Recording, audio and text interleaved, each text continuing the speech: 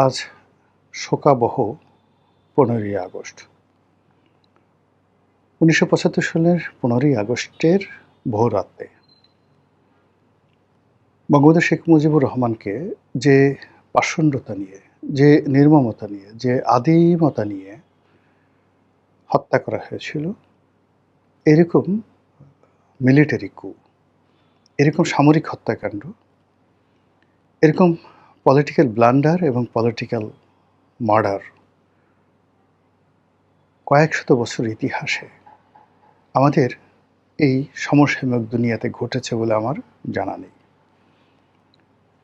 রাজনীতিতে পট পরিবর্তন হয়, সামরিক কু হয়, প্রতিপক্ষকে মেরে ফেলে, কখনো গিলোটিনে, কখনো গাদ্দাফির মতো ধরে গণপিটুনি দিয়ে, কখনো সাদ্দামের মতো ফাঁসিতে লটকিয়ে।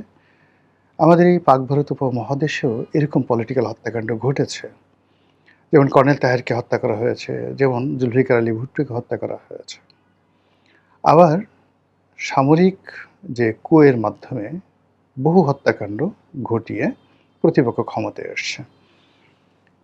কিন্তু বঙ্গবন্ধুকে যেভাবে হত্যা করা হয়েছে, এটাকে আপনি রাজনৈতিক বিস্ফোরণ বলতে পারেন না। মানুষ ক্ষোভ ছিল, তার বিরুদ্ধে ব্যর্থতা ছিল, তারপর যাকে বলা হয় অনাস্থা ছিল। বহু মানুষ একটা পরিবর্তন চেয়েছিল।